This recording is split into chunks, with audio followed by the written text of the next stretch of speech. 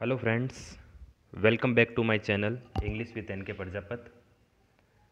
अभी जो राजस्थान में कलाम एकेडमी के द्वारा रिट का एक प्री टेस्ट करवाया गया था, जिसमें लगभग 30 से 35 हज़ार अभ्यर्थियों ने आवेदन करके इस प्री टेस्ट को दिया था और अभ्यर्थियों में काफ़ी उत्साह देखने को मिला इस प्री टेस्ट को देने में और लगभग 90% उपस्थिति इसमें दर्ज की गई है अभ्यर्थियों की। तो मैं इस वीडियो में आपको इंग्लिश लैंग्वेज के जो क्वेश्चन हैं, जो लैंग्वेज फर्स्ट और लैंग्वेज सेकंड हैं और लेवल 1 और लेवल 2 के लिए जो सेम ही पेपर आया था, एक ही था, उसके जो 30 क्वेश्चन हैं लैंग्वेज फर्स्ट के, वो इस वीडियो में आपको एक्सप्लेनेशन के साथ क्लियर करवाने जा रहा हूँ और इसका लैंग्वेज 2 का वीडियो भी मैं जल्द अपलोड करूँगा। तो इस वीडियो को शुरू करने से पहले आप रिट से रिलेटेड ग्रामर के टॉपिक और टीचिंग मेथड के टॉपिक जो हैं आप मेरे चैनल की प्लेलिस्ट में जाकर देख सकते हो। वहाँ पर आसानी से समझाए हुए वहाँ पर वीडियोस टॉपिक जो हैं अवेलेबल हैं और डिस्क्रिप्शन में मैं उनके लिंक भी डाल रहा हूँ, वहाँ जाकर आप आराम से उन्हें देख सकते हैं। तो चलिए स्टार्ट करते हैं इन 30 क्वेश्चंस को। फर्स्ट क्वेश्चन है the antonym of praise. Praise का मतलब होता है किसी की प्रशंसा करना, तो इसका एंटोनिम पूछा गया है। इस पैसेज को पढ़ने की आवश्यकता ही नहीं है, रिट में हमेशा एंटोनिम सिनोनिम्स ऐसे पूछे जाते हैं, पैसेज पढ़ने की भी आवश्यकता नहीं होती है। तो यहाँ पर प्रेज यानी प्रशंसा करना, तो यहाँ पर किसी की क्रिटिसाइज करना, आलोचना करना, तो इसका ऑप्शन नंबर ए सही है। क्रूल का मतलब होता है निर्दय और इसका ऑपोजिट या एंटोनिम क्या होगा, काइंड। बैटल का मतलब होता है वॉर, युद्ध, हाँ वॉर, और इसका ऑपोजिट हो जाएगा पीस। और वायलेंस यानी हिंसा, तो इसका ऑपोजिट होगा काम। ठीक है, तो क्रिटिसाइज इसका आंसर सही है। Which of the following words is the synonyms of intensely. Intensely का मतलब होता है इरादा करके, जानबूझकर, और इसका सिमिलर वर्ड पूछा है, समानार्थी शब्द, वो है डेलिबरेटली, जानबूझकर। इसका मतलब होता है फिजिकली, शारीरिक रूप से, इनवर्डली, अंदर से, कॉन्शियसली, मन से। तो यहाँ पर डेलिबरेटली मतलब होता है जानबूझकर कोई काम करना, इंटेंसली करना। क्वेश्चन नंबर 33 यानी तीसरा क्वेश्चन है which of the following word is correctly spelled, यानी इन चारों में से सही स्पेलिंग कौन सी है। असाइनमेंट की ये जो स्पेलिंग है जिसमें डबल एस आता है और जी साइलेंट होता है, इसको असाइनमेंट बोलते हैं, MENT। ठीक है, नेक्स्ट है द वर्ड ग्रेट इज। ये जो ग्रेट वर्ड है जिसका अर्थ महान होता है, वो एक एडजेक्टिव है, विशेषण है। ठीक है, ये इंटरजेक्शन नहीं है। इंटरजेक्शन वो होते हैं वाव, ओ, अलास, एट्सेट्रा। एडवर्ब क्रिया विशेषण नहीं है, ये कंजक्शन नहीं है, ये है एडजेक्टिव। जैसे ग्रेट पीपल, पीपल कैसे ग्रेट, तो वो एडजेक्टिव वर्ड है। नेक्स्ट है question number 35 find the correct word for the phrase given. ये जो फ्रेज दी हुई है उसका वन वर्ड ढूंढना है। Behaving in a noisy and aggressive way, किसी के साथ तेज आवाज़ से या आक्रामक तरीके से व्यवहार करना, उसको वायलेंस कहते हैं। वायलेंस का मतलब क्या होता है, हिंसा। किसी के साथ हिंसा का व्यवहार करना इस लाइन का वन वर्ड है। ठीक है, डिसलाइक यानी नापसंद करना, फोर्स यानी बल देना, डील यानी व्यवहार करना, ये सब इनके वन वर्ड नहीं हैं। नेक्स्ट जो क्वेश्चन और एक पैसेज से रिलेटेड हैं, वो भी बिल्कुल आसान से क्वेश्चन यहाँ पर दिए गए हैं और आपने आसानी से, जिन्होंने ये पेपर दिया है वो आसानी से उन्होंने ये किया होगा, और जो रिट देने वाले हैं उनके लिए भी एक प्रैक्टिस है और ऐसे क्वेश्चन वो सॉल्व कर सकते हैं। Which of the following option is an example of proper noun. Proper noun को हिंदी में क्या कहते हैं, व्यक्तिवाचक संज्ञा, मतलब किसी का नाम, पर्टिकुलर नाम आना। तो यहाँ पर जो ये RK नारायण एक व्यक्ति का नाम है, ये प्रॉपर नाउन है। ठीक है, फादर एक कॉमन नाउन है, जातिवाचक संज्ञा। डार्कनेस और करेज जो हैं वो एब्स्ट्रैक्ट नाउन है, भाववाचक संज्ञा है। नेक्स्ट क्वेश्चन है this is one of the most interesting series. तो यहाँ पर जो ये अंडरलाइन वर्ड्स हैं उसमें कौन सी डिग्री का यूज़ हुआ है? बिल्कुल आसान है, मोस्ट आ रहा है तो वो सुपरलेटिव डिग्री का ये पूरा वर्ड है, सुपरलेटिव डिग्री में लिखा हुआ है। In the phrase something moving down, preposition पूछा है। इन 3 शब्दों में प्रीपोजिशन बिल्कुल आसान कौन सी है? डाउन। डाउन, इसको डाउन बोलते हैं, ठीक है, डाउन पढ़ते हैं। नेक्स्ट है, डाउन इसकी प्रीपोजिशन होगी relative pronoun in the passage are. ऊपर जो पैसेज दिया हुआ उसमें रिलेटिंग प्रोनाउन दिए हुए, संबंधवाचक सर्वनाम है वो है हुज और विच। ऐसे भी देख कर ही पता चल जाता है ऑप्शन में हुज और विच जो है रिलेटिव प्रोनाउन है। नेक्स्ट है the boy has a night mayor in which he chased by a tiger. तो यहाँ पर डिटर्मिनर क्या है इस पूरी लाइन में? यहाँ पर डिटर्मिनर ऑप्शन में देखिए क्या क्या है, अ, ही, इन, बाई, यानी इन चारों ऑप्शन में डिटर्मिनर केवल यही है, बाकी तो ये तो प्रीपोजिशन है दोनों और ये तो प्रोनाउन है। तो देखने से ही पता चल जाता है कि ए है। हालांकि इस लाइन में द भी डिटर्मिनर है, A and the article determiner की श्रेणी में आता है, तो ऑप्शन में ए राइट होगा हमारा। नेक्स्ट है which of the following sentence has correct structure of question. यानी देखो हाउ मैनी, हाउ मच, तो हाउ मैनी और हाउ मच के बाद में नाउन आता है और हाउ मच का प्रयोग अनकाउंटेबल के लिए और हाउ मैनी का प्रयोग काउंटेबल के लिए। तो बॉयज़ यहाँ पर काउंटेबल हैं, तो हमारा सी ऑप्शन जो है, हाउ मैनी के बाद हमेशा नाउन आता है, हेल्पिंग वर्ब नहीं आती है, उस नाउन के बाद में हेल्पिंग वर्ब आती है। ये बहुत ही अच्छा स्ट्रक्चर है क्वेश्चन का जो आपको आना चाहिए। हाउ मैनी या हाउ मच के बाद में नाउन आता है, फिर हेल्पिंग वर्ब और वर्ब आती है। ओके, नेक्स्ट, तो सी ऑप्शन सही है इसमें। नेक्स्ट क्वेश्चन होगा the passive form of the sentence who do you like most.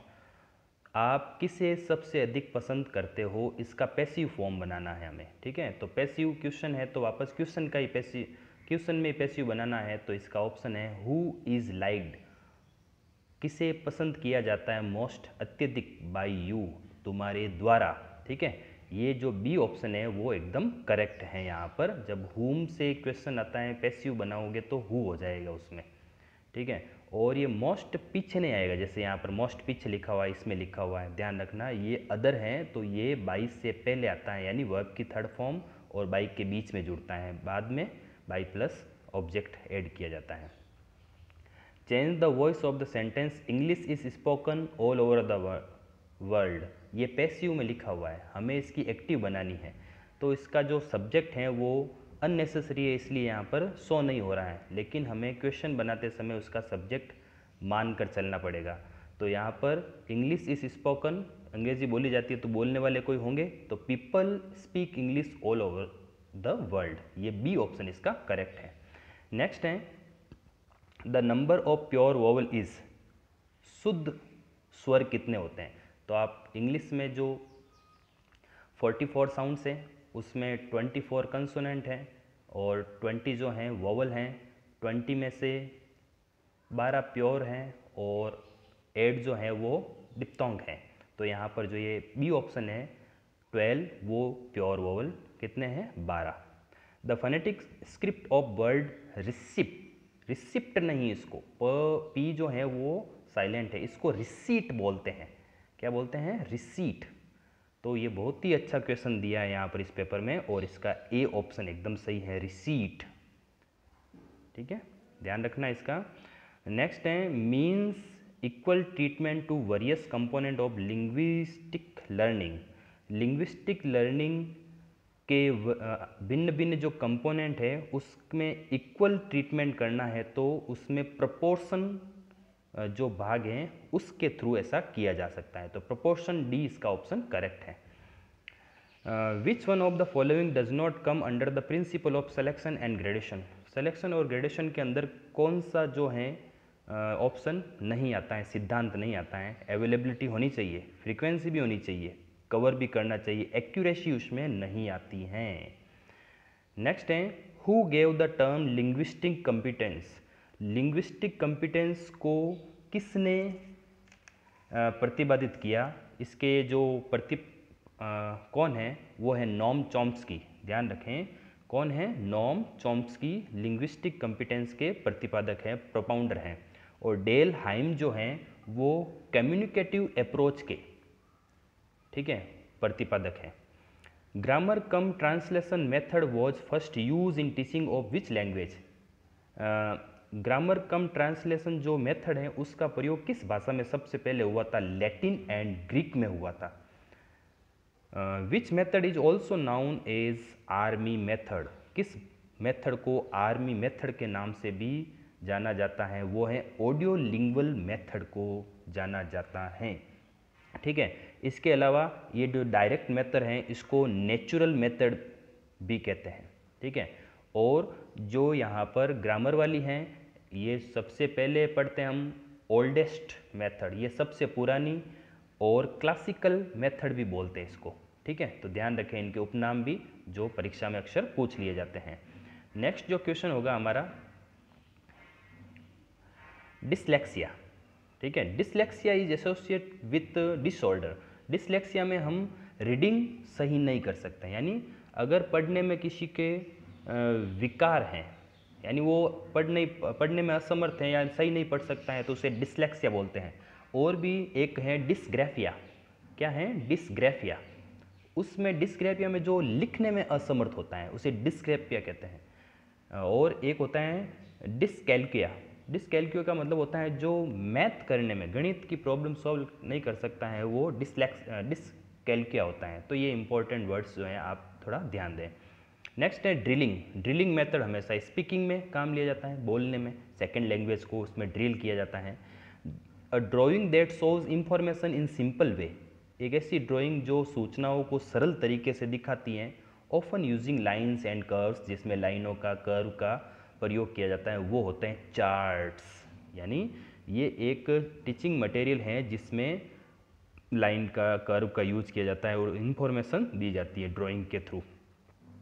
Next है which of the following is the most widely use teaching add, यानी इनमें से कौन सी एक ऑप्शन ऐसा है जो सर्वाधिक व्यापक रूप से यूज किया जाता है। टेक्स्ट बुक हैं, प्रोजेक्टर वगैरह, रेडियो वगैरह, फैलन बोर्ड वगैरह नहीं है। टेक्स्ट बुक सभी जगह या स्कूल में सभी चाहे वो गाँव हो, छोटा क्षेत्र हो, बड़ा क्षेत्र हो, सब जगह ये अवेलेबल होती हैं।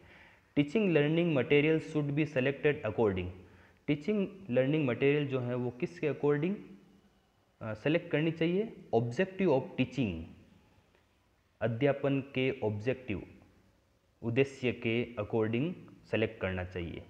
The purpose of evaluation is to make, मूल्यांकन का उद्देश्य वो है प्रेडिक्शन करना। हम मूल्यांकन करते हैं तो पहले से ही किसी बच्चे के बारे में अनुमान लगाते हैं या क्या पढ़ेगा, कैसे होगा, ये एवोल्यूशन के प्रेडिक्शन के अंतर्गत आएगा। एवोल्यूशन इन एजुकेशन इज, शिक्षा में एवोल्यूशन जो है वो ध्यान रखना, जो मूल्यांकन होता है वो कंटिन्यूस होता है और क्यूमुलेटिव होता है, ठीक है। कंटिन्यूस एंड क्यूमुलेटिव दोनों होते हैं वो। What is the tagline of CCE?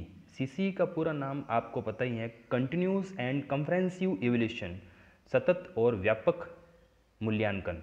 तो इसमें क्या है, बढ़ो और सीखो, यानी जैसे जैसे बढ़ते हैं वैसे वैसे सीखते हैं। तो ये जो ऑप्शन बी है, नो एज यू ग्रो, जानो जैसे तुम बढ़ते हो, बढ़ते रहो, सीखते रहो, ऐसी टैगलाइन आपको ध्यान रखना है। किसमें, CCE में, बढ़ते रहो, सीखते रहो, नो एज यू ग्रो। देखो यहाँ पर क्या लिखा हुआ है, नो एज यू ग्रीव, यहाँ पर सेकंड फॉर्म दी हुई है। जानो जैसे तुम बढ़ते थे, नहीं, प्रेजेंट में है, जैसे जैसे बढ़ो वैसे वैसे सीखो। The concept of formative and summative test was given by Michael Scriven. Michael Scriven के द्वारा ये फॉर्मेटिव और समेटिव टेस्ट का कंसेप्ट दिया गया था। और लास्ट क्वेश्चन है लैंग्वेज प्रोफिशिएंसी टेस्ट, भाषा की दक्षता का टेस्ट क्या कहलाता है, बोथ A एंड B। ये एक लैंग्वेज टेस्ट है और ये it is not connected with any particular course, ये किसी विशेष कोर्स से संबंधित नहीं होता है। तो ये थे लैंग्वेज फर्स्ट के 30 क्वेश्चन जो लेवल 1 और लेवल 2 दोनों के अभ्यर्थियों के लिए था। और क्योंकि सिलेबस सेम ही है तो आपको ये वीडियो और क्वेश्चन आपको समझ में आएगा, मैं ऐसी आशा करता हूँ। आप ज़रूर शेयर करें अपने फ्रेंड्स को और आप मेरे चैनल से जुड़े रहें इंग्लिश के टॉपिक के लिए और रिट के मैंने प्रैक्टिस सेट भी डाले हैं मेरे चैनल पर, जो डिस्क्रिप्शन में उनके लिंक आपको बता दूंगा, आप वहाँ विज़िट कर सकते हो। Okay friends, thank you for watching this video.